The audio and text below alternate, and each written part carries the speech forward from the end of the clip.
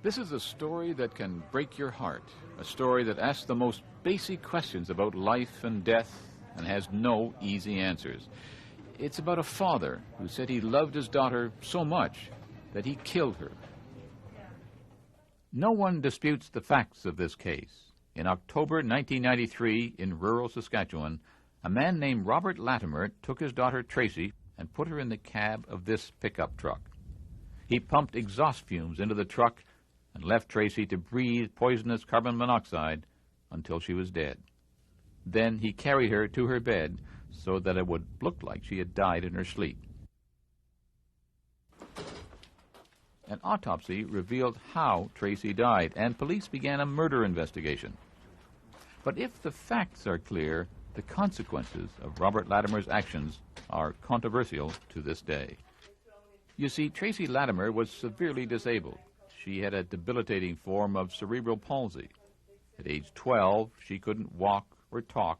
She couldn't feed herself or even move her arms and legs. She was in constant pain and suffered seizures every day. Latimer admitted what he did and said he killed Tracy to spare her the agony of living. In this police video, Latimer showed how he did it. And where did the pipe go from there? Up the back and around again. Police took these notes and Latimer signed a confession. You feel comfortable with what we're doing here? I'm not comfortable again. Yeah. You got nothing you want to say, eh? All right. Okay, Bob, let's go. Robert Latimer was charged with first-degree murder.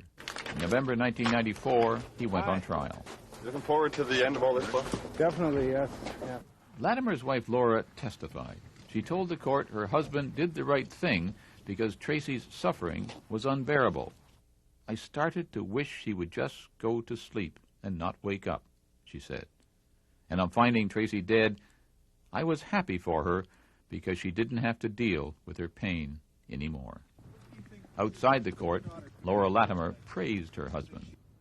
Bob was such a loving dad to Tracy. A lot of men couldn't have been such a good father.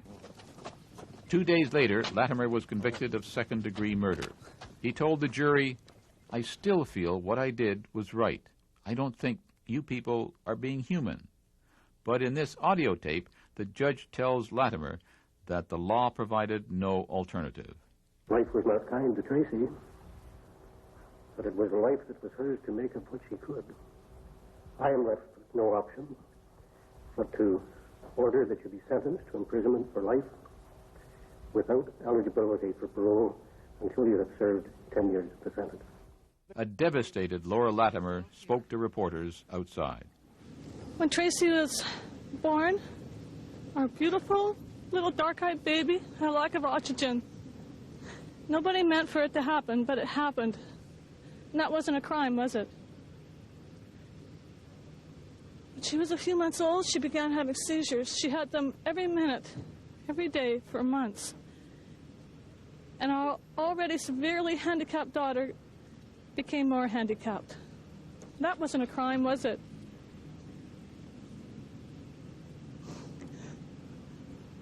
When she got older, she had surgery after surgery. They were going to do surgery, possibly going to do surgery where they were going to cut the top part of her leg off, the bone part. Her leg would have been there, forever floppy. That wouldn't be a crime, would it?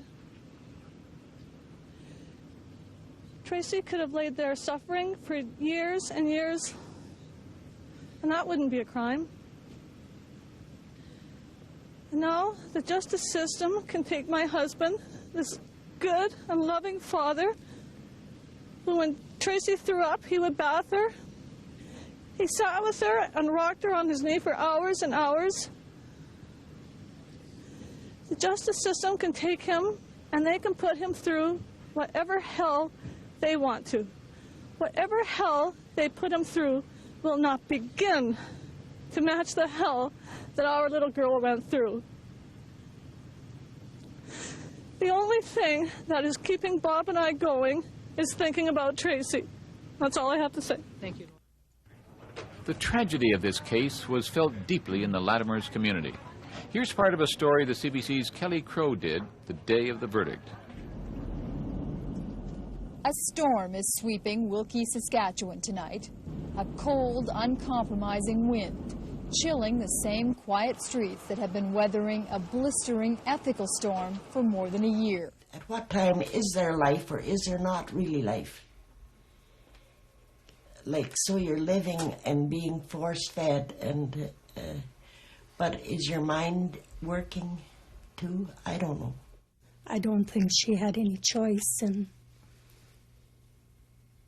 how she died. Like, I don't know if that would have been her choice. Robert Latimer grew up here in Wilkie, Saskatchewan, an active member of the community, a farmer, a neighbor, a family man, not really that much different than anyone else here. Tracy Latimer was born with cerebral palsy, so severe she would never advance beyond the level of a 3-month-old baby. Yet she could smile and laugh. She loved animals. She went to a play school every day. She had birthday parties. She dressed up for special occasions. And she was loved by her parents and by her teachers, including Irene Fraze, the woman who ran the school. She liked us to hold her, and she responded to music. She smiled a lot, and basically she was a very happy, content little girl. When people talk about Tracy, they talk about her pain from surgery as her distorted body played havoc with her muscles and bones. It was her pain that Robert Latimer talked about in this interview shortly after Tracy's death. Her pain was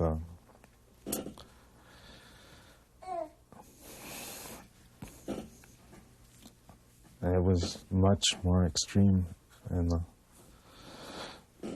since this last summer. He was at the end of his rope. He just couldn't take it anymore. These neighbors have known Robert Latimer since he was a child.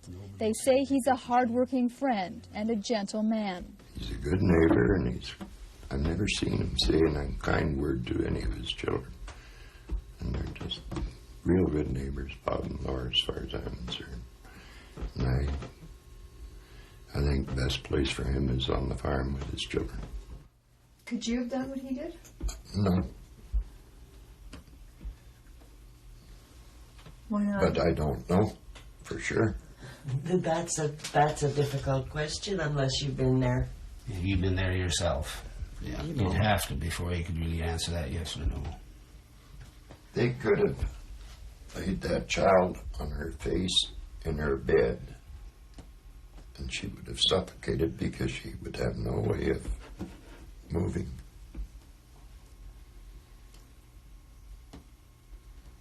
But he wanted her to go without pain, and that was his way. Well, I don't think it's right for anyone to decide, like to play God, to decide that because they think that that person doesn't have the same quality of life as they do, that they can decide for that person that they will finish their life, like as if they're doing them a service, but it isn't. I guess if it wasn't for the miracle of modern medicine, that the girl would have died as an infant. So I would have to ask, who's committed a crime? I honestly don't believe there was ever any crime committed here.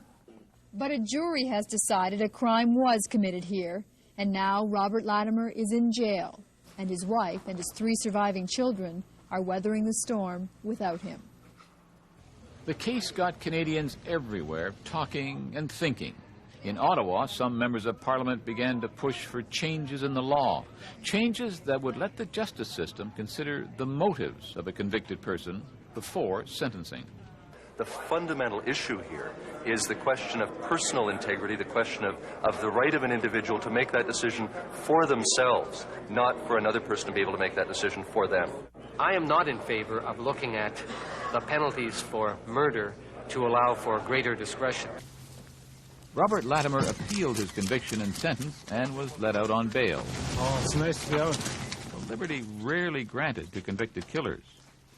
He went back to his farmhouse to wait for the courts to pass judgment a second time.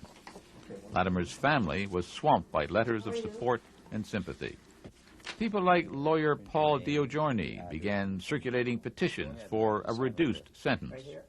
I see news reports of mass murderers, people going around with machine guns, killing people, and they're getting 10 years. And it struck me that while the petition neither is for or against mercy killing, it's only dealing with the sentence, it struck me that the sentence was very harsh. But not everyone was on Latimer's side, far from it. Many people believe that no one has the right to decide another person's life is not worth living. Linda Till is the adoptive mother of Becky, who has severe cerebral palsy. I think it was an absolute shame, an absolute tragedy, an absolute crime. And it cannot be tolerated, and the message has to be loud and clear. Nothing but a sense of outrage must be the reaction to the death of a child at the hands of a parent. Disabled people and their advocates asked to be heard at Latimer's appeal. The CBC's Eric Sorensen reported on that part of this story in February of this year. What did Ann say? Grant Mitchell says he has good reason to intervene in Robert Latimer's appeal. Mitchell is a lawyer whose daughter has the same disability Latimer's daughter had, cerebral palsy, though not as serious an affliction. Mitchell says he can't understand why there is growing public support for Latimer. Just as much of a sin or a crime to kill a disabled person as kill an able-bodied person. Mitchell and other advocates for disabled groups asked the Regina court for the right to be heard at Latimer's appeal. Today, the judge ruled the groups could make written submissions only on legal, not moral issues. That was good enough for Terry Hart, who says the disabled community must be heard. Other Tracys in Canada, they may be terrified of what may happen if this is overturned. Grant Mitchell's daughter, Mare, says she will feel more vulnerable if Latimer is freed or his sentence reduced. To know that somebody who was a parent of a disabled child went and murdered their child to put them on their misery makes me even more nervous about going out there on my own. On July 18th, the Saskatchewan Court of Appeal upheld Latimer's conviction and his life sentence. It said, "It is no defense for a parent to say, because of a severe handicap, a child's life has such diminished value that the child should no longer live." Did you ever expect this to happen? Not really. I thought they'd be better. Right away, Latimer's lawyer said he'd asked the Supreme Court of Canada to take on the case. Just because of the legal rules in this case, we probably don't have an automatic right to go to the Supreme Court. We have to ask their permission. We will be asking their permission. I've got those instructions at this time, and we're drafting the documents. Again, Latimer was released on bail, and again, he's waiting at home for his fate to be determined. The Latimer case has raised deep and conflicting emotions, as well as hard questions. Questions our society must try to answer. Is so-called mercy killing ever justified? If so, who should be granted the awesome power to decide a life has no quality? Should our legal system be able to judge people's intentions as well as their actions in cases of murder? If the Supreme Court does accept this case, it will have to examine some of these issues. But even that will be unlikely to settle the debate over mercy killing or this sad case.